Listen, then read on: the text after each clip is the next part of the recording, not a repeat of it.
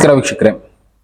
Financial crisis, aliens related ಆಗಿ ಒಂದು matter ಓಡಾಡ್ತಾ ಇದೆ. ಏನಂದ್ರೆ ಏಲಿಯನ್ಸ್ ಇದಾವೆ ಅಂತ ಕನ್ಫರ್ಮ್ ಆದ್ರೆ ಫೈನಾನ್ಷಿಯಲ್ ಕ್ರೈಸಿಸ್ ಅನ್ನೋದು ಹಿಟ್ಟಾಗುತ್ತೆ. ಅಮೆರಿಕಾದವರು ಏಲಿಯನ್ಸ್ಗಳನ್ನ ಇಟ್ಕೊಂಡು ರಿಸರ್ಚ್ ಮಾಡ್ತಾ ಇದ್ದಾರೆ.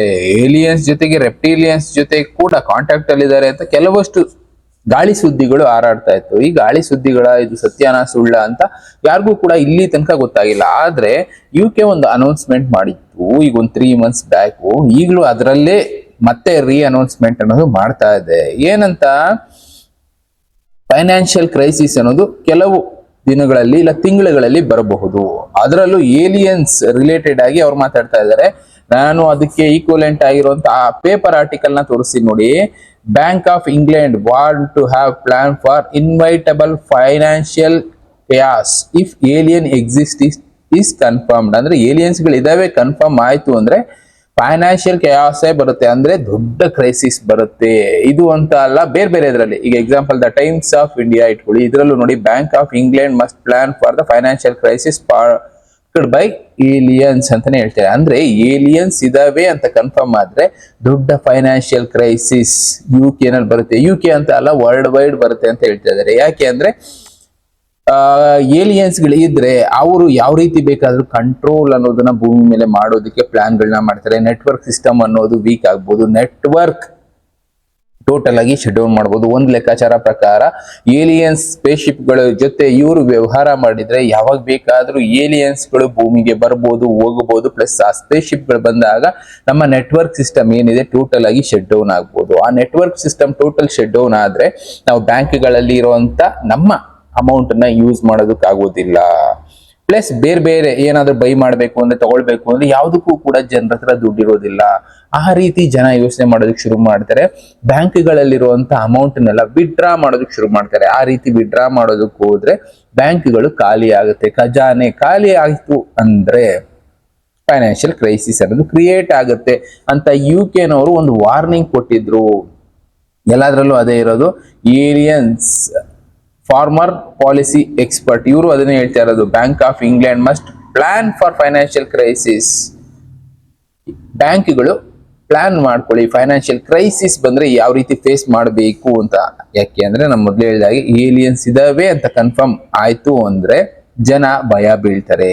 ಓಕೆ, USA ನವರು ಇಂಥ ವಿಷಯಗಳನ್ನ ಮುಚ್ಚಿಟ್ಟಿದ್ರು, ಯಾವಾಗ ಬೇಕಾದ್ರೂ ಇಂಪ್ಯಾಕ್ಟ್ ಆಗ್ಬೋದು ಅನ್ನೋ ಒಂದು ಭಯದಲ್ಲಿ ಜನ ಬ್ಯಾಂಕ್ಗಳಲ್ಲಿ ದುಡ್ಡನ್ನ ಇಡೋದಕ್ಕೆ ಯೋಚನೆ ಮಾಡ್ತಾರೆ.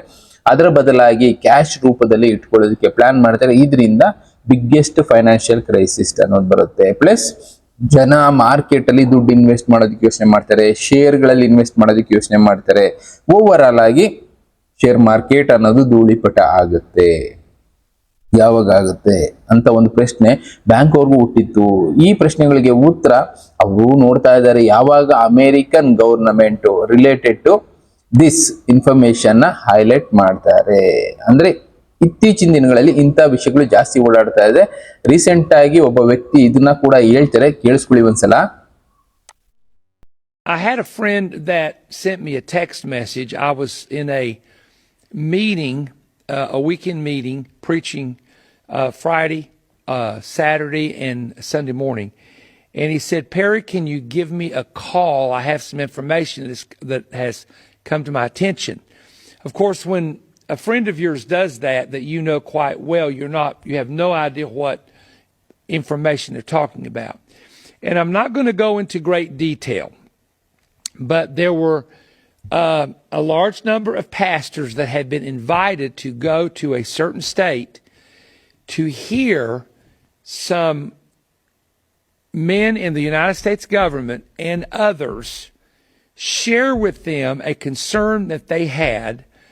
And this particular man, and I'll not name him, and then we may end up doing some teachings with him or having an event at his church. He has a great church. But he said, Perry, what they're about to release, from what we're hearing, there's going to be a release concerning aliens and concerning unidentified flying object spacecraft that some of the people who were in the meeting were telling us as pastors. You need to prepare your people and you need to get ready to answer them for what you're about to hear being released. And some of it has to do with crafts that have been discovered that are not allegedly a part of our planet, and the materials they're made of are not a part of our planet. Very strange reptilian-looking creatures, and other things that almost sound like something out of a sci-fi movie or an Orson Welles book. Only a handful of pastors are invited to come to a private meeting with a group of men who are connected with the intelligence world, that are believers, but are still have very high security clearance. These are legit, true men of God that are still connected to Washington and even this current administration and all branches of military. ಇಲ್ಲೆಲ್ಲ ಹೇಳ್ತಾ ಇರೋದು ಅದೇ ವಿಷಯನೇ.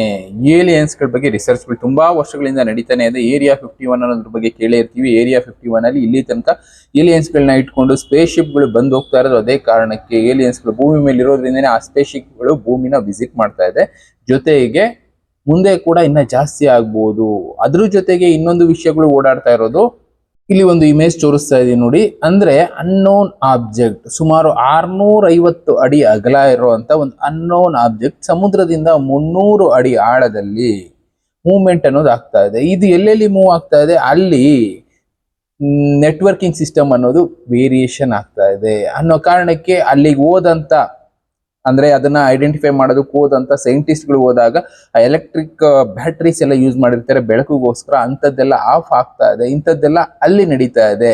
ಇದೇ ಕಾರಣಕ್ಕೆ ಇದು ಏನಾದ್ರೂ alien space ship ಇರ್ಬೋದಾ? ಸಮುದ್ರದೊಳಗಡೆ move ಆಗ್ತಾ ಇರುವಂತ ಆಬ್ಜೆಕ್ಟ್ ಇದು ನಿಧಾನಕ್ಕೆ ಮೂವ್ ಆಗ್ತಾ ಇರುತ್ತೆ, ಒಂದೇ ಲೊಕೇಶನ್ ಅಲ್ಲಿ ಉಳ್ಕೊಳ್ತಾ ಇಲ್ಲ. ಪ್ಲಸ್ ಅದು ಮೂವ್ ಆಗ್ತಾ ಇರೋ ಜಾಗದಲ್ಲಿ ಟ್ರೇಸ್ ಮಾರ್ಕ್ ನ ಉಳಿಸಿ ಹೋಗ್ತಾ ಇದೆ. ಅಂದ್ರೆ ಇದೇನಾದ್ರೂ ಏಲಿಯನ್ಸ್ ಆಬ್ಜೆಕ್ಟ್ ಇರ್ಬೋದಾ?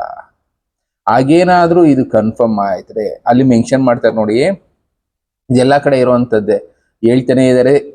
ಸೈಂಟಿಸ್ಟ್ಗಳು ರಿಸರ್ಚ್ ಮಾಡ್ತಾ ಇದಾರೆ. ಕೆಲವೊಬ್ರು ಸೈಂಟಿಸ್ಟ್ಗಳು ಇದ್ರ ಬಗ್ಗೆ ನಿಖರವಾದ ಮಾಹಿತಿಗಳನ್ನ ಕಲೆಕ್ಟ್ ಮಾಡಿದ್ರು, ಜನರ ಮುಂದೆ ತಂದು ಇಡಬೇಕು ಅಂತ ಇದ್ರು. ಅಂತ ಸೈಂಟಿಸ್ಟ್ಗಳು ಮಿಸ್ ಆಗ್ಬೋದ್ರು. ಅಂದ್ರೆ ಕಾಣೆ ಆದ್ರೂ ಇಲ್ಲ, ಎಲ್ಲೋದ್ರು ಕಣ್ಮರೆ ಆದ್ರೂ ಗೊತ್ತಿಲ್ಲ, ಒಟ್ಟಿನಲ್ಲಿ ಕೊಲೆನೂ ಆದ್ರೂ, ಆತ್ಮಹತ್ಯೆ ಮಾಡ್ಕೊಂಡ್ರು, ಇಂಥದ್ದೆಲ್ಲ ನೋಡ್ತಾ ಇದ್ದೀವಿ. ಮಾಡೋದೇನು ತುಂಬಾ ಹಳೇ ಟೆಕ್ನಾಲಜಿ ಯೂಸ್ ಮಾಡಿರುವಂತ ಒಂದು ಯಾವ್ದಾದ್ರು ಸಬ್ಮರೀನ್ ಇರಬಹುದು ಅಂತ ಕೂಡ ಮೆನ್ಷನ್ ಮಾಡ್ತಾ ಇದ್ದಾರೆ. ಬಟ್ ಅದ್ರ ಹತ್ರ ಹೋದಾಗೆಲ್ಲ ಕಂಪ್ಲೀಟ್ ಆಗಿ ನೆಟ್ವರ್ಕ್ ಅನ್ನೋದು ಡೌನ್ ಆಗ್ತಾ ಇದೆ. ಪ್ಲಸ್ ಕನೆಕ್ಟಿವಿಟಿ ಇಲ್ಲ, ಎಲೆಕ್ಟ್ರಿಸಿಟಿ ಇರ್ತಾ ಇಲ್ಲ. ಈ ತರದ ಪ್ರಾಬ್ಲಮ್ಗಳನ್ನ ಫೇಸ್ ಮಾಡ್ತಾ ಇರೋದು. ಇದು ಸ್ಪೇಸ್ ಶಿಪ್ ಇರಬಹುದಾ ಅಂತ ಒಂದು ದೊಡ್ಡ ಪ್ರಶ್ನೆನೂ ಇದೆ. ಉತ್ತರಗಳು ಯಾರಿಗೂ ಸಿಕ್ಕಿಲ್ಲ. ಇದು ಕನ್ಫರ್ಮ್ ಆದ್ರೆ ಇದ್ರ ಜೊತೆಗೆ ಅಮೆರಿಕನ್ ಗೌರ್ಮೆಂಟ್ ಏಲಿಯನ್ಸ್ಗಳು ಹೌದು ಭೂಮಿ ಮೇಲೆ ಬಂದು ಹೋಗಿದ್ರೆ, ನಾವು ಅವುಗಳ ಮೇಲೆ ರಿಸರ್ಚ್ ಮಾಡಿದೀವಿ ಅನ್ನೋದು ಕನ್ಫರ್ಮ್ ಆದ್ರೆ, UK ಹೇಳ್ತಾ ಇದೆಯಲ್ಲ ಬಿಗ್ಗೆಸ್ಟ್ ಕ್ರೈಸಿಸ್ ಬರುತ್ತೆ. ಜನ ಭಯಭೀತರಾಗಿ ದುಡ್ಡನ್ನ ವಿಡ್ರಾ ಮಾಡೋದಕ್ಕೆ ಶುರು ಮಾಡ್ತಾರೆ. ಕ್ಯಾಶ್ ಅನ್ನ ಸೇಫ್ ಆಗಿ ಇಟ್ಕೊಳ್ಳೋಕೆ ಟ್ರೈ ಮಾಡ್ತಾರೆ. ಇನ್ನ ಫುಡ್ ನೆಲ್ಲ ಸ್ಟೋರೇಜ್ ಮಾಡ್ಕೊಳ್ಳೋಕೆ ಶುರು ಮಾಡ್ತಾರೆ. ಇದರಿಂದನೇ ಕೆಲವಷ್ಟು ವಿಷಯಗಳನ್ನ ಜನಕ್ಕೆ ತಿಳಿಸೋದಕ್ಕೆ ಹೋಗ್ತಾ ಇಲ್ಲ. ಬಟ್ ಆದ್ರೆ ದೊಡ್ಡ ದೊಡ್ಡ ಲೆವೆಲ್ ಅಲ್ಲಿ ಇವುಗಳನ್ನ ಡಿಸ್ಕಷನ್ ಮಾಡ್ತಾ ಇದ್ದಾರೆ.